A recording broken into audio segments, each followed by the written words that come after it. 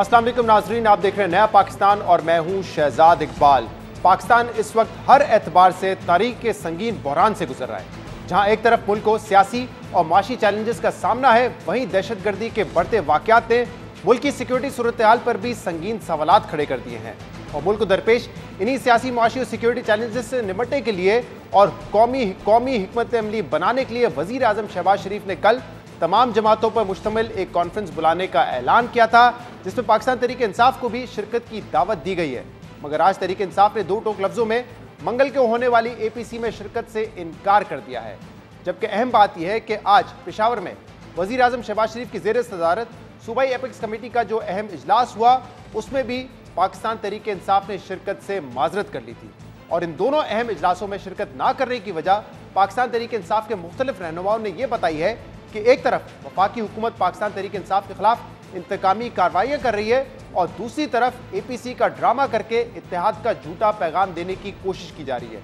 इसके बावजूद आज फिर वजीर आजम शहबाज शरीफ ने साबिक वजीर आजम इमरान खान को APC में शिरकत की दावत दी है और कहा है कि इस वक्त मुल्क में इत्तेहाद की ज़रूरत है। उम्मीद है इमरान खान कॉन्फ्रेंस में शिरकत से इनकार नहीं करेंगे।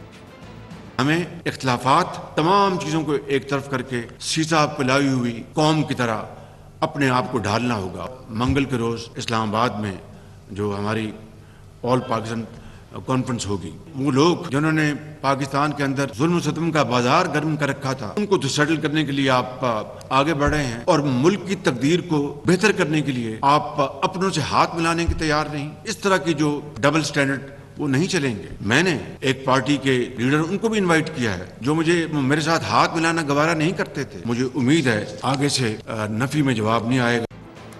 मगर पाकिस्तान तहरीक इंसाफ के रहनुमा असद उमर ने आज दो टोक लफ्जों में कहा है कि इमरान खान APC में शिरकत नहीं करेंगे। इतना बड़ा ड्रामा किया जा रहा है मुल्क के साथ कि वही तहरीक इंसाफ जिसके लीडर्स को कैद किया जा रहा है, रातों रात उठाया जा रहा है, जिसके चेयरमैन के खिलाफ हर किस्म की कोशिश की जा रही है कि किस तरीके से उनको नाअहल कर दिया जाए, किस तरीके से उनको गिरफ्तार करने की कोशिश की जा रही है। अब ये कौम को ये बेवकूफ़ बनाने की कोशिश कर रहे हैं कि जी हम तो चाहते हैं कि पूरी कौम मिलकर साथ चले। इनको शर्म आनी चाहिए। नहीं जा रही ऐसे पार्टी हम नहीं आ सकते थे, क्योंकि पार्टी की लिहाज से जो PTM है वो मुकम्मल तौर पर PTI के खिलाफ क्रैक डाउन कर रही है, PTI के खिलाफ इंतकामी कार्रवाई कर रही है। GB की जो हमारा चीफ मिनिस्टर है या जो कश्मीर की है हमारी नुमाइंदगी है, वो ये करेंगे। पाकिस्तान तहरीक इंसाफ के सेक्रेटरी जनरल असद उमर वाज़े तौर पर कह रहे हैं कि इमरान खान APC में शिरकत नहीं करेंगे, जबकि असद कैसर ने एपिक्स कमेटी के इजलास में शिरकत से मुतालिक कहा है कि इस इजलास में पाकिस्तान तहरीक इंसाफ की नुमाइंदगी के लिए वजीर आला गिलगित बल्तिस्तान और वजीर आजम आज़ाद जम्मू कश्मीर मौजूद थे। आज एपिक्स कमेटी का इजलास तकरीबन 6 घंटे जारी रहा, जिसमें चारों सूबों के वज़राए आला समेत army chief general Asim Munir ने भी शिरकत की। और पहले इजलास का जो एलामिया जारी हुआ है उसमें बताया गया है कि शुरा को यकीन दहानी करवाई गई है कि पेशावर पुलिस लाइंस के मुतासरीन के प्यारों का लहू रायगा नहीं जाएगा। रियासत पाकिस्तानियों का खून बहाने वाले दहशतगर्दों को इबरत का निशाना बनाएगी। एलामिया के मुताबिक एपिक्स कमेटी ने नेक्टा, CTD और पुलिस की अपग्रेडेशन का फैसला किया है, जबकि खैबर पख्तूनख्वा में जदीद फॉरेंसिक लेबॉर्ट्री के क़याम और सूबे में सेफ सिटी मंसूबा शुरू करने का फैसला किया गया है। एलामिया के मुताबिक दहशतगर्दी की हर किस्म और हर शक्ल के लिए ज़ीरो टॉलरेंस का रवैया अपनाया जाएगा। एपिक्स कमेटी इजलास के बाद वजीर मुमलिकत फैसल करीम कुंडी ने बताया कि इजलास में मुल्क को पुरअमन बनाने का फैसला हुआ है। हमने पहले भी जंग की, दोबारा जंग करने जा रहे हैं। दहशतगर्दी के खिलाफ जंग की बात करते हैं तो पाकिस्तान तहरीक इंसाफ को तकलीफ होती है। अगर पाकिस्तान तहरीक इंसाफ पाकिस्तान के साथ संजीदा है तो APC में शिरकत करें। 6 घंटे की इस मीटिंग में जो है एक तहिया किया गया कि हम दहशतगर्दी के खिलाफ जंग में माजी में जिस तरीके से हमने लड़ी, इस सूबे को, इस पाकिस्तान को एक अमन का गहवारा बनाया। हमने पहले भी ये जंग लड़ी और इंशाल्लाह दोबारा हम ये जंग लड़ने जा रहे हैं और इंशाल्लाह कामयाबी जो है हमारी होगी। जब हम दहशतगर्दी के खिलाफ जंग की बात करते हैं तो PTI को बहुत ज़्यादा तकलीफ होती है। जो सूबा बर्बाद सूबा हमारे हवाले करके गए हैं, उसमें इंशाल्लाह अमन की तरफ हमने सफ़र शुरू कर लिया है। हम इंशाल्लाह अमन लाएंगे। हम आज दोबारा आपकी तवज्जो से उनको दावत दे रहे हैं दोबारा कि ये हमारी जंग नहीं है, ये पाकिस्तान की जंग है। अगर आप पाकिस्तान की कौम के साथ संजीदा हैं तो आप इस ऑल पार्टीज ज़रूरी नहीं है कि जिसकी भी हुकूमत है, ऑल पार्टीज कॉन्फ्रेंस पाकिस्तान की आवाम के लिए है, इस सूबे के अमन के लिए है। उम्मीद करते हैं कि वो शिरकत करेंगे। फैसल करीम कुंडी ने यह भी बताया कि इजलास के नुकात को ऑल पार्टीज कॉन्फ्रेंस में रखा जाएगा। मगर पाकिस्तान तहरीक इंसाफ इस एपीसी में शिरकत से इनकार कर चुकी है, जिसके बाद सवाल यह है कि अगर पाकिस्तान तहरीक इंसाफ इस कॉन्फ्रेंस में शरीक नहीं होती तो फिर कॉन्फ्रेंस का क्या मकसद होगा, क्योंकि एपीसी में जो जमातें शरीक होंगी उनमें से अक्सर पहले ही हुकूमती इत्तेहाद का हिस्सा है। अहम बात यह कि वफाकी हुकूमत मुल्क में इत्तेहाद कायम करने की जरूरत पर जोर देने की बात कर रही है, मगर पाकिस्तान तहरीक इंसाफ का मौक़िफ़ है कि एक तरफ हुकूमत की इंतकामी कार्रवाइयाँ जारी हैं और इलेक्शन मौखर करने के इशारे भी दिए जा रहे हैं, तो ऐसे में इत्तेहाद की बात कैसे की जा सकती है। 2 रोज पहले दोनों सूबों के गवर्नर्स ने इलेक्शन कमीशन को जो खत लिखा था उसमें यह बात की गई थी कि इलेक्शन कमीशन सूबाई इलेक्शन से पहले सिक्योरिटी हालात को मद्देनजर रखे और इलेक्शन के ऐलान से पहले स्टेक होल्डर्स से मुशावरत करे। मगर आज इस हवाले से एक हुई है। लाहौर हाई कोर्ट में पाकिस्तान तहरीक इंसाफ रहनुमा असद उमर की पंजाब में इलेक्शन की तारीख से मुतल्लिक दरख्वास्त पर इलेक्शन कमीशन ने मौक़िफ़ दिया है कि इलेक्शन कमीशन पंजाब में इलेक्शन कराने के लिए तैयार है, जिसके बाद लाहौर हाई कोर्ट ने गवर्नर पंजाब को जवाब जमा कराने के लिए मजीद 5 दिन की मोहलत दे दी है। आज समाअत में जस्टिस जवाद हसन ने इलेक्शन कमीशन के वकील से इस्तफसार किया कि आप बताएं इलेक्शन कब कराएंगे, जिस पर इलेक्शन कमीशन के वकील ने कहा कि हम इलेक्शन कराने के लिए तैयार हैं। कल इस हवाले से नई पेशरफ्त हुई है और गवर्नर्स ने इलेक्शन कमीशन के खत का जवाब दिया है। अदालत ने इस्तफसार किया कि आप कैसे कह सकते हैं कि माशी सूरत-ए-हाल खराब हो चुकी है, इससे पहले भी माशी सूरत-ए-हाल खराब थी लेकिन इलेक्शन तो हुए थे। जस्टिस जवाद हसन ने मजीद कहा कि आइन में दर्ज है कि इलेक्शन 90 रोज में होने हैं और आला अदलिया के इस हवाले से मुतअद्दिद फैसले मौजूद हैं। वफाकी हुकूमत के वकील ने कहा कि 90 रोज पूरे होने में अभी काफ़ी वक्त है, कोई ये नहीं कह रहा कि इलेक्शन नहीं होंगे, जिस पर अदालत ने कहा कि आप तारीख तो दे दें कि इलेक्शन कब कराएंगे। जस्टिस जवाद हसन ने इलेक्शन कमीशन के वकील से कहा कि गवर्नर को छोड़ें, आप इतना काम कर रहे हैं, इलेक्शन की तारीख खुद दे दें। आज की अदालत की समाअत के बाद रहनुमा पाकिस्तान तहरीक इंसाफ असद उमर ने ट्वीट किया है कि आज की कार्रवाई से तकरीबन वाज़ेह हो गया है कि पंजाब असेंबली के इलेक्शन अप्रैल के दूसरे हफ्ते में होंगे। तमाम तहरीक इंसाफ के उम्मीदवार हल्कों में तैयारी पकड़े। 2 सूबों में इलेक्शन के अलावा पाकिस्तान तहरीक इंसाफ ने मुल्क के 33 हल्कों में ज़िमनी इलेक्शन से मुतल्लिक भी अहम फैसला किया है। ज़राए के मुताबिक चेयरमैन पाकिस्तान तहरीक इंसाफ इमरान खान ने ज़िमनी इंतखाबात में हिस्सा ना लेने का फैसला किया है।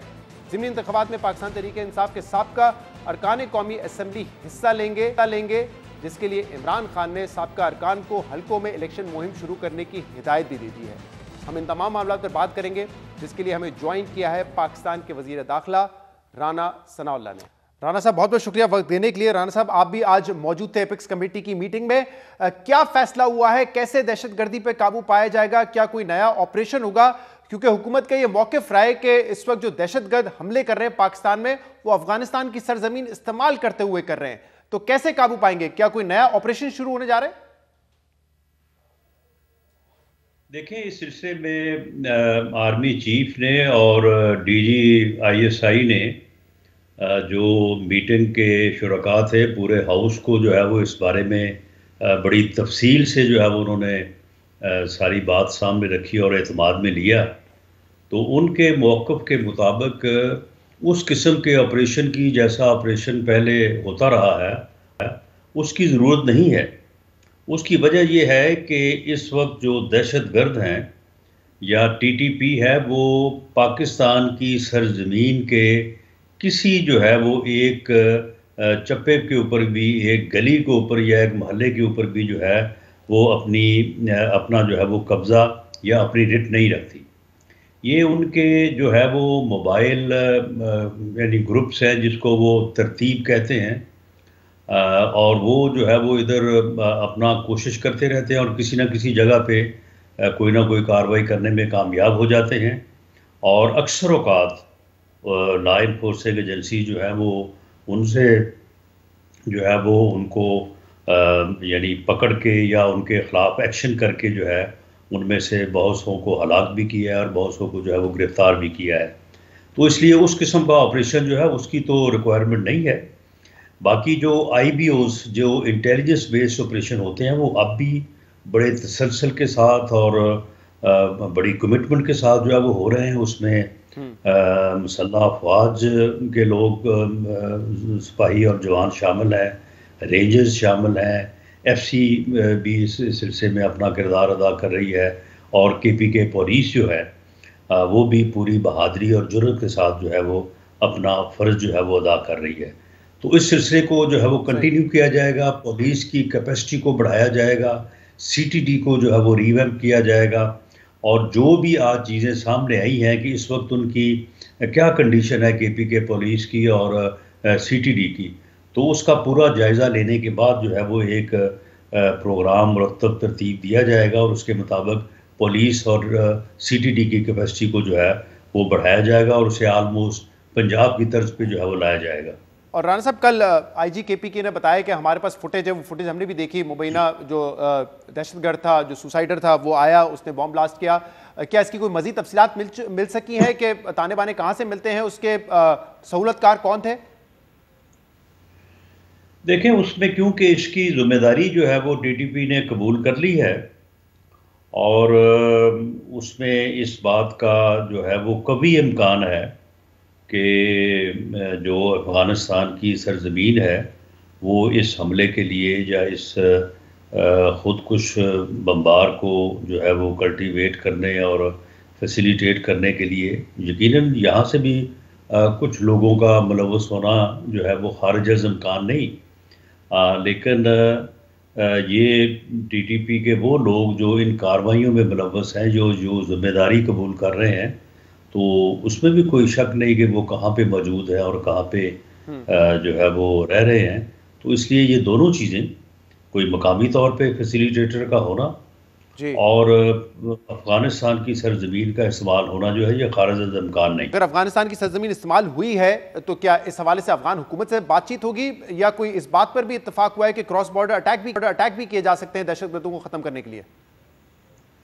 नहीं, क्रॉस बॉर्डर अटैक की तो खैर कोई बात नहीं हुई, लेकिन इस सिलसिले में कुछ हसास इंफॉर्मेशन जो है जिनको शायद ऑन एयर करना मुनासिब नहीं है, इस सिलसिले में हमारे जो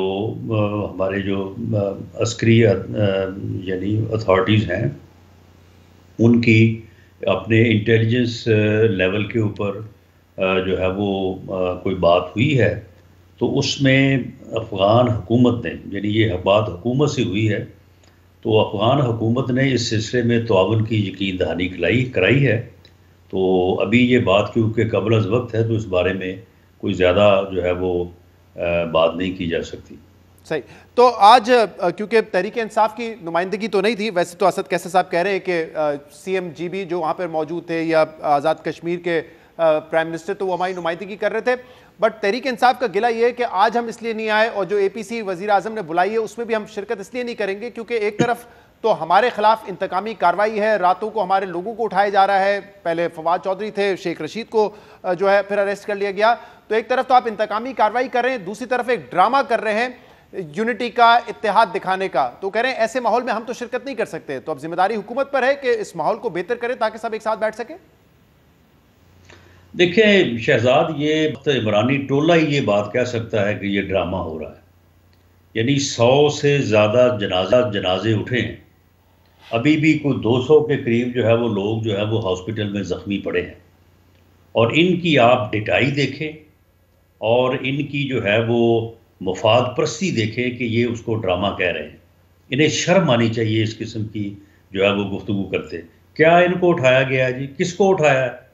मामला ये है कि इनके जो खिलाफ मुकदमात कायम हुए हैं, चलें आप तीनों को ले लें, फवाद चौधरी साहब को ले लें, अपना आज़म सवाती साहब को ले लें, शेख रशीद साहब को ले लें, आप मुझे बताएं कि उनके खिलाफ जो मुकदमे दर्ज हुए हैं उन मुकदमात से, जो उन मुकदमात में उनके ऊपर एलेज किया गया उससे वो इनकारी हैं।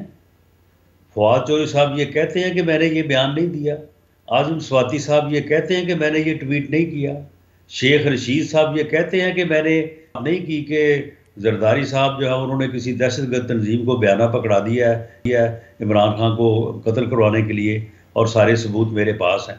वो मामला ये है कि जो तुम कहते हो, जिसको तुम तस्लीम करते हो, उसके मतलब अगर किसी ने कंप्लेंट की और उसके ऊपर मुकदमा दर्ज हुआ है, वो भाई आपका मुकदमा और आपको जो है वो अदालत में पेश किया है, अदालत से आपकी 6-7वें दिन जो है वो जमानत हो जाएगी। लेकिन मामला ये है कि ये कैसे हो सकता है कि इलेक्शन कमीशन का सेक्रेटरी जो है वो कंप्लेनेंट बन के कहे कि जी हमें, हमारे बच्चों को हमें धमकियां दी जा रही है, हमारा मुकदमा दोनों केसेस में पुलिस के दर्ज नहीं करना। आप मुझे बताएं ना कि इसमें हुकूमत कहाँ पे मुद्दई है? नहीं देखिए ना, दोनों केसेस में एक तो जिस तरह का सलूक हुआ और उसके बाद हमने देखा 2 दफा फवाद चौधरी का फिजिकल रिमांड जो कि नॉर्मली होता नहीं है। शेख रशीद साहब के केस में इस्लामाबाद हाई कोर्ट ने पहले ही कह दिया था कि आप समन नहीं कर सकते इनको, लेकिन फिर एफआईआर काट के उनको समन कर लिया। शहजाद इकबाल साहब वो मैंने दिया है रिमांड, वो रिमांड अदालत ने दिया है, उसी अदालत ने दिया है जिसकी उसने 6 दिन बाद जमानत ली है। मामला जी एक तरफ जब अदालतों से रिलीफ मिलता है तो फिर और बात होती है, अगर अदालतों से जो है वो दूसरी तरफ रिमांड मिल जाए या दूसरी तरफ मुकदमा खारिज होने की दरख्वास्त खारिज हो जाए तो जनाब ये अपना जो है ये हुकूमत ने करवा दी है, वही अदालत है ना जिसने अगले दिन उसकी जमानत ली है। तो मामला ये है कि ये अपना इनका किया धरा है। अगर हमने इनके खिलाफ मुकदमा जो ये करते रहे, जो यानी इंतकामी कार्रवाइयाँ ये करते रहे हैं, अगर वो हमने करना होता तो ये फिर 6-7वें दिन ये बाहर आ जाते, ये भी रहते 6-6 महीने साल जो है वो जेल में रहते। ये जो इनके करतूत काले करतूत सामने आए हैं, जिस तरह से इन्होंने मुल्क को लूटा है इन्होंने, तो वो फिर सारा कुछ जो है अगर हम मामला ये है कि फिर हम फौरी तौर पर कर देते। पिछले हफ्ते मैंने, लेकिन वो ठीक है, पिछले हफ्ते मैंने अदारे तफ्तीश कर रहे हैं, कुछ बनता होगा तो वो पकड़ेंगे, जरूर पकड़ेंगे। पिछले हफ्ते मैंने आपसे ये पूछा था राणा साहब, हुकूमत का एजेंडा नहीं है कि ये जो कार्रवाइयां हो रही हैं जिनको आप ओन कर रहे हैं, ऐसा तो नहीं है कि बाद में आप कहेंगे कि नहीं देखें इनसे हमारा कोई ताल्लुक नहीं था। अब कल आप और मरीम नवाज साहब जब नहीं, मैं तो ओन नहीं कर रहा, सुन लेना, नहीं आपने तो कहा था कि फवाद चौधरी पे मुकदमा ठीक हुआ, शेख रशीद हुआ, जो है ये सेक्रेटरी इलेक्शन कमीशन मुद्दई है, हुकूमत मुद्दई नहीं है, हमने दर्ज नहीं करवाया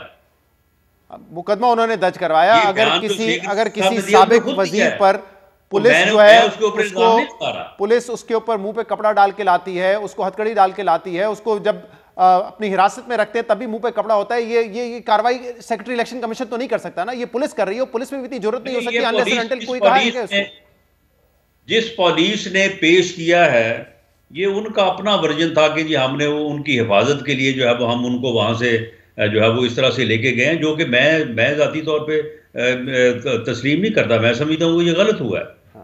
मैंने इसके ऊपर नाराजगी का इजहार किया और मैंने कहा कि इस बात की आप इंक्वायरी करें और अगर इसमें किसी का तजावुज़ है तो उसके खिलाफ कार्रवाई की जाए। मैं अपने सवाल पे वापस आता हूं। मैंने पिछले हफ्ते आपसे पूछा था कि ऐसा तो नहीं है कि बाद में आप कहेंगे कि नहीं देखिए हमारा कोई अमल दखल नहीं था, ये कोई और कर रहा था। अब कल जब आप मरीम नवाज साहिबा के साथ खड़े होकर प्रेस कॉन्फ्रेंस कर रहे थे, जब यही इंतकामी कार्रवाई पे सवाल हुआ, तो जरा सुनिए कि मरीम नवाज साहिबा ने उसका क्या जवाब दिया था। पहले तो हमें तो कहा जाता है ना कि 8 महीने की हुकूमत है, ये हुकूमत 28 नवंबर के बाद शुरू हुई है। हमारी हुकूमत 28 नवंबर के बाद शुरू हुई, उससे पहले लाडली के सरपरस्त मौजूद थे। तो जब कानून अपनी हरकत में आएगा, जुर्म साबित होता है, हो रहा है, तो फिर आपको अंजाम उसका भुगतना पड़ेगा। जी, अब राणा साहब, इमरान खान के बारे में ये कहा जाता है कि वो हुकूमत में हटने के बाद सारा मलबा जो है किसी और पे डालते हैं, कहते हैं मेरे तो इख्तियार में नहीं था, पावर किसी और के पास थी। तो वो तो इक़्तिदार से हटने के बाद ये बात कर रहे हैं। आपकी तो अब भी हुकूमत है, लेकिन मरीम नवाज साहबा कह रही है कि 28 नवंबर से पहले हमारी तो हुकूमत थी नहीं, इनके फैसिलिटेटर बैठे हुए थे इमरान खान साहब के। तो किसकी हुकूमत थी 28 नवंबर से पहले? अगर शहबाज शरीफ वजीर आजम नहीं थे, कौन थे मुल्क के वजीर आजम? सुन ले उनकी आपने बात को जो है वो काट के जो है वो पेश किया। उन्होंने सारी बात बताई है उन्होंने कि अब तोशा खाने में जो उसके करतूत सामने आए हैं, जिस तरह से घड़ियां चोरी करता रहा, जाली रसीदें जो है ये बनाता रहा, तो अगर वो कल को साबित होगा तो फिर अगर पकड़ा जाएगा तो वो फिर इंतकामी कार्रवाई कैसे होगा? नहीं, वो तो बात की बात है। वो आगे की बात है। कमीशन को धमकियां को जो है वो हमारे कहने के ऊपर दी गई है। मैं ये पूछ रहा हूं, जब वो कहती है इलेक्शन कमीशन ने मुकदमा दर्ज करवाया तो इसमें हमारा क्या जो है वो अमल दखल है? बाकी रही बात इनके यानी सहूलतकारों की, तो आपको पता ही है इनके सहूलतकार जो हैं वो ये नवंबर में फारग हुए हैं ना। वो इससे पहले ये लॉन्ग मार्च कैसे करना है, कब करना है, कहाँ रुकना है, कितने दिनों में पहुंचना है, ये सारी चीजें जो है ये सबको मालूम है, आपको भी मालूम है। इसमें कौन सी नई बात है जिसकी तरफ मरियम नवाज साहबा ने इशारा कर दिया है? नहीं, तो इसका मतलब ये क्या, इसका मतलब ये लिया जाए कि 28 नवंबर से पहले पीडीएम की हुकूमत ही नहीं थी? जो भी फैसले हो रहे थे मुल्क में कोई और कर रहा था? शहबाज शरीफ सिर्फ एक डमी वजीर आजम थे? नहीं, आप जो उन्होंने बात की है ना उसको आप पूरा, उन्होंने तो सिंपली ये कहा है कि 28 नवंबर से पहले हमारी हुकूमत नहीं थी। उन्होंने ये कहा है कि ठीक है, उन्होंने कहा कि ये इनके जो लाडले के वो क्या होते हैं, जो इसके जो है वो इसको प्यार करने वाले या इसको जो है वो फैसिलिटेट करने वाले जो वो मौजूद थे, तो वो मौजूद थे ना, अब ये उनको गालियां दे रहा है। यानी ये तो ऐसा बदबख्त इंसान है कि जिसने इसके ऊपर एहसान किया है उसको, उसी को जो है ये बाद में इसने गालियां दी। तो 28 नवंबर से पहले क्या साबिक आर्मी चीफ जनरल बाजवा की हुकूमत थी? बहरहाल वो जनरल बाजवा या जनरल फैज हमीद जो है वो इसको जो है वो यानी फैसिलिटेट करते थे। ये तो एक बात रोज़े रोशन की तरह यहाँ है। तो वजीर आजम शहबाज शरीफ की हुकूमत नहीं थी, आपकी कैबिनेट हुक्मरानी नहीं कर रही थी, कोई और कर रहा था हुक्मरानी? कैबिनेट हुक्मरानी भी कर रही थी, मियां शहबाज शरीफ साहब वजीर आजम भी थे, सारे मामला थे, लेकिन इसको जो है वो फैसिलिटेशन भी मिल रही थी। तो फैसिलिटेशन, इस लाडले को जो है ना वो बचाया भी जा रहा था, इसको नचाया भी जा रहा था।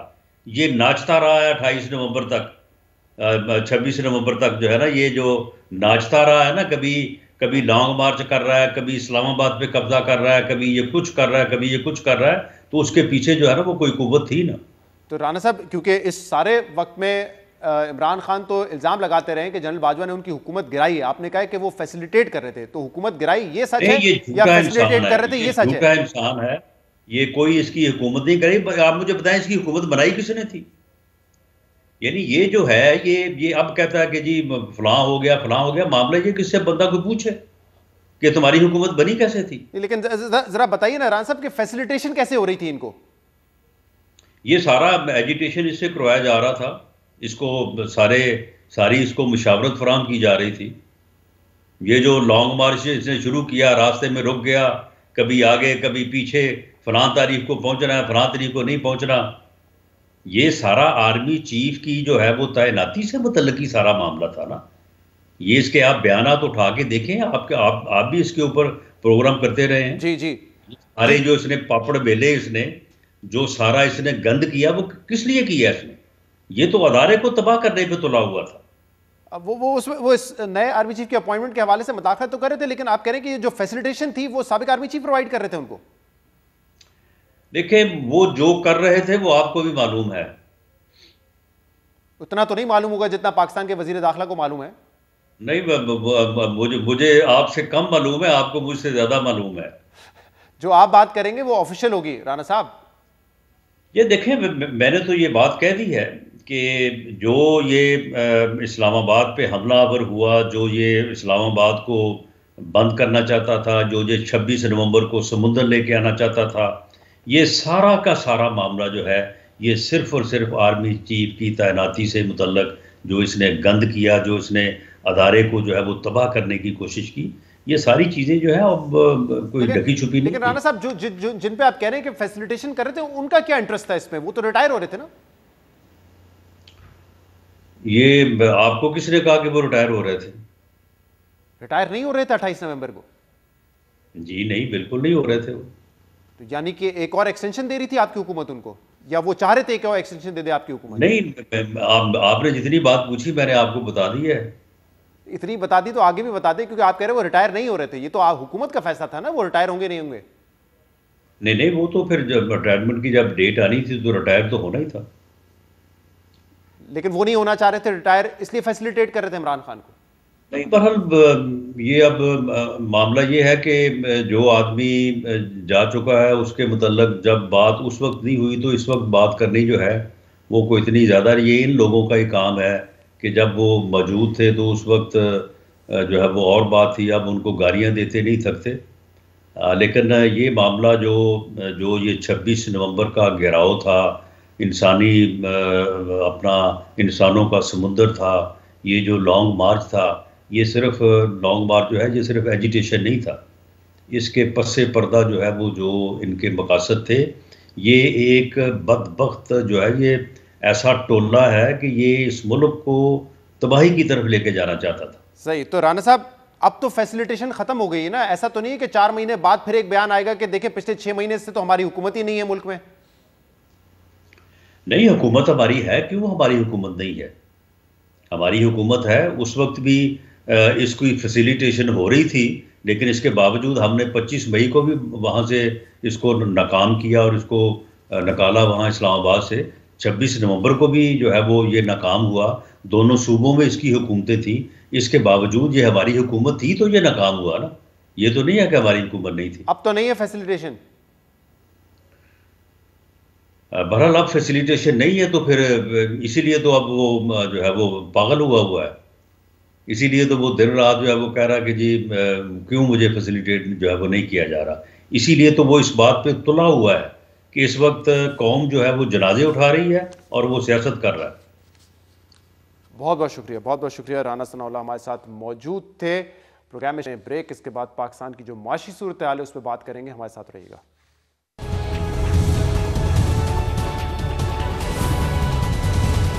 वेलकम बैक नाजरीन। पाकिस्तान तहरीक इंसाफ के रहनुमा शौकत यूसुफजई इस वक्त हमारे साथ मौजूद हैं। ब्रेक में जाने से पहले राना सनाउल्लाह कह रहे थे कि इस एपीसी को या फिर एपिक्स कमेटी का जो आज इजलास हुआ है उसको ड्रामा कहना मजाक खेज़ है। तहरीक इंसाफ के लोग ही ऐसी बात कर सकते हैं। बहुत बहुत शुक्रिया शौकत यूसुफजई साहब, आपने हमें वक्त दिया। तहरीक इंसाफ का जो आज मौक़िफ़ आया वो कह रहे हैं इंतकामी कार्रवाई हमारे खिलाफ हो रही है, इसलिए हम शिरकत नहीं करेंगे एपीसी में या एपिक्स कमेटी में, और ये सिर्फ एक ड्रामा है कि एपिक्स कमेटी का इजलास किया जा रहा है और बताया जा रहा है कि हम सब एक इत्तेहाद के तौर पे सामने आए, एक यूनिटी दिखाएं। लेकिन वो कह रही है ये रद्द-ए-अमल ठीक नहीं है इस पे तहरीक इंसाफ का। कोई ऐसी पकड़ धकड़ हुकूमत नहीं कर रही है। उनको चाहिए कि इस मौके पर जब यूनिटी की जरूरत है तो तहरीक इंसाफ शिरकत करें इन इजलासों में। बिस्मिल्लाह। देखिए जी, पहली बात तो ये कि जब रिजीम चेंज हुई तो उसके बाद आपने देखा स्वात के अंदर पहले हालात खराब शुरू हुए और उसके बाद पूरी केपीके के अंदर आप देखें कि छोटे मोटे वाक़यात शुरू हुए और इसके साथ ही जो इम्पोर्टेड हुकूमत थी उन्होंने फौरन जो खैबर पख्तूनख्वा के जो हक था, जो उसके फंड थे, वो एकदम रोक दिए और 7 महीने उन्होंने एक पाई अदा नहीं की। इसी तरह जो अस्ट्राइल फाटा था, जो फाटा का हमने वहाँ तरक्याती काम शुरू किए थे, वो फौरन बंद कर दिए, उन्होंने कट लगा दिए, यहाँ तक कि उसकी तनख्वाहों के पैसे नहीं होते थे। तो ये जो सिचुएशन इन्होंने पैदा करने की कोशिश की, 7-8 महीने 9 महीने इनके हो गए, 7-8 महीने इन्होंने हमारे साथ ये गेम खेला और इन्होंने सूबे के फंड रोक दिए। अब आप मुझे बताएं कि जब आप सूबे के फंड रोकेंगे, जब आप तनख्वाहें नहीं दे सके, तो हमारे तो 80% जो है हमारा बिजली का मुनाफा, गैस, हमारे और डिविजिबल पूल से जो पैसे वो सारे तो वफाक से आते हैं। लेकिन 10 दिन पहले तक आपकी हुकूमत रही है खैबर पख्तूनख्वा में, 10 साल से आप वहां पर हैं, इतना बड़ा हमला हुआ, इखलाकी तौर पे भी आपकी ये जिम्मेदारी बनती थी कि आप वहां पे बैठे अपना इनपुट दें, लेकिन आप लोग तो भाग गए मीटिंग से आज भी। हाँ, देखें इस तरह नहीं है। इनपुट हम इनको क्या देंगे, ये क्या कर सकते हैं? इन्होंने क्या किया? आज जो एपेक्स कमेटी मीटिंग हुई, क्या इन्होंने सूबे के लिए कुछ अनाउंस किया? क्या इन्होंने पुलिस फोर्स के लिए कुछ दिया? उन्होंने अनाउंस किया ना, उन्होंने कहा, उन्होंने उन चीजों की अनाउंसमेंट की जो लोग आप पहले नहीं कर सके। उन्होंने कहा पुलिस की अपग्रेडेशन करेंगे, सीटीडी की अपग्रेडेशन करेंगे, सेफ सिटी प्रोजेक्ट लगाएंगे, ये तमाम काम जो आप नहीं कर सके आज डिस्कस हुए ना। ये एक प्रोपेगेंडा होता रहा है पुलिस फोर्स के खिलाफ, जानबूझकर किया गया वफाक की तरफ से। अफसोस है, मैं उसको कंडेम करता हूँ। जितनी बहादुरी का मुजाहरा, जितना दहशतगर्दी के खिलाफ जंग में केपी पुलिस ने अपना रोल अदा किया, मेरे ख्याल से इस तरह की पुलिस फोर्स आपको कहीं नहीं मिलेगी। लेकिन ये जानबूझकर जब से रिजीम चेंज हुआ, इन्होंने मुसलसल उस पर अटैक किया, मुसलसल उनको डिमोरलाइज करने की कोशिश की। इसमें कोई शक नहीं है, मगरमच्छ के आंसू बहाने के लिए फ्रंट लाइन पर है, उन्होंने बड़ी बहादुरी का मुजाहरा किया है। शौकत साहब, उन्होंने बहादुरी का मुजाहरा किया है, लेकिन इसीलिए हुकूमतों की जिम्मेदारी है कि उनको अपग्रेड करें ना, उनको जो मुझे अगर बोलने दे तो मेहरबानी होगी। अगर आपने अपना कोई बात बतानी है तो वो कर ले। मैं जो आपको बता रहा हूँ, देख, हमें पता है हमारे दौर में कभी 2 नंबर जैकेट खरीद कर नहीं दी गई है। आपको पता है इससे पहले जैकेट जो होती थी, बुलेट प्रूफ जैकेट, वो 2 नंबर होती थी, असला 2 नंबर होता था। हमारे दौर में तो ऐसा कभी नहीं हुआ, अल्लाह के फजल से, और हमने पूरा सपोर्ट दिया है। और हमारे दौर में पुलिस आजाद हुई है, इंतजामी तौर पे भी और माली तौर पे भी हमने उनको आजाद किया। हमने अपने अंडर नहीं रखा है पुलिस को। उसके जो आईजी है उनको फुल इख्तियार दिया गया। तो ये जो इस्लाहात लाई गई, ये इस खैबर पख्तूनख्वा की दहशतगर्दी के हालात को देख कर किया गया। लेकिन आप इससे ये अंदाजा ना करें कि जी पुलिस ही दहशतगर्दी को खत्म करेगी। उन्हीं आईजी साहब ने कहा है कि अगर इस शहर में सेफ सिटी मंसूबा होता तो हमें दूसरे जो प्राइवेट कैमराज हैं उनके जरिए तफसीलात आने की मदद दी हमें। लेकिन शौकत साहब, मैं सवाल मेरा बुनियादी सवाल ये था कि आप शरीक क्यों नहीं हो रहे? मैं बार इसे सवाल करूं क्योंकि अब मेरा बुनियादी सवाल ये था कि शरीक ना होने की वजह क्या है? अगर आप समझते हैं ये मसाइल है, मैं आपको शरीक होने की वजह बता रहा हूँ कि ना शिरकत की हमने। एक तो देखिए, प्रॉपर कोई इन्विटेशन ऐसा नहीं था। इन्विटेशन इन्होंने यारी दोस्ती में असद कैसर को फोन करके कहा जी आप आ जाए। इस तरह ये हुकूमतें इस तरह कोई चलती है, ये इस तरह ये क्या कार्ड चलाना चाहते हैं। दूसरा मैं आपको बताऊं, इन्होंने आके जो नमकपाशी की, जो हमारी फोर्स की इन्होंने तौहीन की, जो हमारी अवाम की इन्होंने तौहीन की। प्राइम मिनिस्टर ने आते के साथ ही कहा, जब जैसे उसने राउंड किया, कहते वो 417 अरब रुपए जो वो कहाँ चले गए। भाई 417 अरब रुपए कहाँ चले गए? आपकी हुकूमत है ना, अब तो निगरान हुकूमत भी आपकी है, इम्पोर्टेड हुकूमत भी आपकी है, तो आप करें ना, पता करें ना 417 अरब रुपए कहाँ चले गए। आपको 10 मिनट में आपको पता चल जाएगा। आईजी आपका है, चीफ सेक्रेटरी आपका है, आप आके टीवी पे बताते हैं 417। आप पॉलिटिकल स्कोरिंग करना चाहते हैं, इस आवाम की तौहीन करना चाहते हैं आप। वो 417 अरब आपने दिए थे, किस चीज के लिए दिए थे आपने? आके यहाँ बड़े देखे, ये चीजें ऐसी होती है कि पॉलिटिकल स्कोरिंग कर रहे हैं। हम कहते हैं कि आपने ठोस इकदामात उठाने, आप बात करें। आपने केपी पुलिस को आज तक क्या दिया है? कुछ दिया है इन्होंने? 9 महीने में जो तनख्वाहें हम नहीं दे पा रहे थे। 9 महीने से पहले तो आपकी 3.5 साल हुकूमत थी ना, वो हमारे फंड रोके रखे हैं। शौकत साहब, फाटा में फंड रोके रखा। शौकत साहब 9 महीने से पहले 4 साल तो आपकी हुकूमत थी ना वहां पर। देखिए हमारी जब हुकूमत थी ना तो उस वक्त सारे फंड मिलते रहे। आपको पता है कि फाटा में कितना काम हुआ है, ये भी आप जरा जाने ना। फाटा में जितना काम हुआ, और जब रिजीम चेंज हुआ तो 9 महीने इन्होंने पहले काम क्या किया? जो फाटा को सेहत कार्ड में पैसे मिल रहे थे वो सेहत कार्ड काटा, जो फाटा को फंड मिल रहा था उसके उन्होंने बजट कटौती की। तो ये बता सकते हैं कौन को क्यों किया इन्होंने? क्या ये इनको हालात का नहीं पता था कि हमारे सूबे में क्या हो रहा है? फ्रंट लाइन सूबा है, पूरे पाकिस्तान की जंग हम लड़ रहे हैं और हमारी फोर्सेस लड़ रही हैं। बहुत बहुत देखिए हमारी फौज, हमारी पुलिस, इनकी कुर्बानियां साहब हमारे साथ मौजूद प्रोग्राम में शामिल करेंगे। एक ब्रेक, इसके बाद मजीद बात करेंगे। हमारे साथ रहिएगा।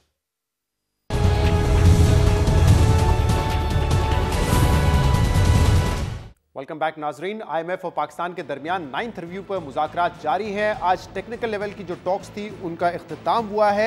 अहम बात यह कि हर गुजरते दिन के साथ पाकिस्तान की जो ज़रूरत है IMF प्रोग्राम की वो बढ़ती जा रही है और IMF की जो शराइत है उनमें भी इजाफा होता जा रहा है। जो कल आदाद शुमार सामने आए उसके मुताबिक अब ज़र मुबादला के ज़खायर सिर्फ 3.09 बिलियन डॉलर के रह गए हैं। इसमें मजीद 592 मिलियन डॉलर की कमी हुई है और इस वजह से आज दोबारा ये देखा गया कि इंटरबैंक मार्केट में रुपया प्रेशर में रहा। 5 रुपये 22 पैसे डॉलर मजीद आज महंगा हुआ और अब पिछले एक हफ्ते के अंदर 46 रुपये का इजाफा हो चुका है डॉलर की कदर में। इसके अलावा आज शहबाज शरीफ ने यह कहा है कि जो मुआशी टीम है उसको बहुत ज़्यादा टफ टाइम दिया जा रहा है IMF की जानिब से। IMF का डेलीगेशन इस्लामाबाद में बैठा है और वो यकीनन फाइनेंस मिनिस्टर और उनकी टीम को बहुत टफ टाइम दे रहा है। हमारा जो इसको इकोनॉमिक जो चैलेंज है इट इज़ अनइमेजिनेबल और हमारी जो IMF के साथ जो शराइत हमने अपने पूरी करनी है वो इट्स बियॉन्ड इमेजिनेशन, लेकिन मजबूरी उसको करना है हमने। IMF की शराइतें जिसमें पाकिस्तान कुछ शराइत पर ऑलरेडी अमल दरामद कर चुका है। डॉलर को मार्केट बेस छोड़ा जा चुका है, पेट्रोलियम मसनूआत की कीमतों में इजाफा हुआ है और आज एक और इकदाम पर अमल दरामद किया गया है जिसमें ग्रेड 17 से ग्रेड 22 तक के जो सरकारी अफसरान है और उनके अहल खाना के असासों की तफसीलात जाहिर करने को लाजमी करार दे दिया गया है। लेकिन IMF मजीद टैक्सेशन के हवाले से भी, बिजली और गैस की कीमतों के हवाले से भी इकदाम चाहता है जिस पर हम बात करेंगे और हमारे साथ मौजूद है माहिर मईशत यूसुफ नज़र साहब। यूसुफ नज़र साहब बहुत बहुत शुक्रिया वक्त देने के लिए। यूसुफ साहब, ये वज़ीर आज़म तो कह रहे हैं कि बहुत ही टफ टाइम दिया जा रहा है IMF की जानिब से। ऐसा लगता है कि जिन लेवल्स पे हमारे ज़र मुबादला के ज़खायर आ गए हैं यानी कि सिर्फ 3 बिलियन डॉलर के, उसके बाद IMF किसी भी किस्म की रिलैक्सेशन दिखाने के लिए तैयार नहीं है पाकिस्तान के। देखिए IMF पे जो है इल्ज़ाम देना तो बहुत आसान बात है, लेकिन बहैसियत कौम मेरे ख्याल से ये वक्त आ गया है कि हम ये मान लें कि जो हमारी माशी, सियासी और जो खारजा पॉलिसियाँ थी पिछले 25-30 साल से वो तकरीबन नाकाम हो चुकी हैं और हम इस मकाम पे ऐसे ही नहीं पहुंच गए, या 4 दिन में या 6 महीने में या 6 हफ्तों में। तो पहली बात तो वज़ीर आज़म साहब को ये बताने की ज़रूरत है कि उनके पास प्लान क्या है। अभी तक हम रिएक्ट कर रहे हैं, हमने कोई प्रोएक्टिवली, महीने हो गए हैं, कोई प्लान नहीं दिया है। आपको अच्छी तरह पता है कि नवंबर से ख़ास तौर पे हमने डिले किया और जैसे जैसे सूरत हाल ख़राब होती गई है यकीनन हमारा खसारा बढ़ता चला गया है। सिर्फ जो डेट सर्विसिंग है उसमें 1200 अरब रुपए का इजाफा हो गया है। तो इस सब बातों को मद्देनज़र रखते हुए मेरे ख्याल से पहली बात तो ये बात माननी चाहिए कि हम बुरी तरह नाकाम हुए हैं। हम ये कहते रहे कि हम डिफ़ॉल्ट नहीं करेंगे, हकीकत ये है कि हम इफेक्टिवली डिफ़ॉल्ट कर चुके हैं।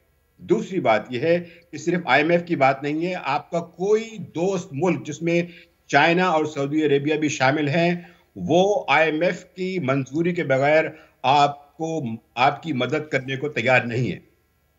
तो ऐसी सूरत हाल में बजाय इसके कि हम वजीर आजम चंद जुमले कहें, उनका ये फर्ज बनता है, उन पे ये लाजिम है कि वो कौम से खिताब करें और बताएं कि उनके पास क्या प्लान है।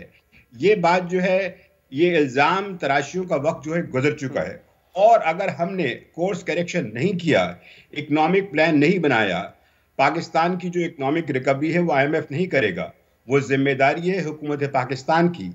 मेरा सवाल यह है कि आपके पास प्लान है क्या? यूसुफ साहब, अब तो प्लान यही नजर आ रहा है कि जो IMF कहता है वो हमें करना पड़ेगा, उसके अलावा हमारा तो कोई जाती तौर पे प्लान नजर नहीं आ रहा। और IMF ये कह रहा है कि टैक्सेशन बढ़ाने के लिए आप रेगुलेटरी ड्यूटी बढ़ाएं, या फिर अब ये भी मुतालबा किया जा रहा है कि अपना GST बढ़ाएं, 17 से 18% किया जाए।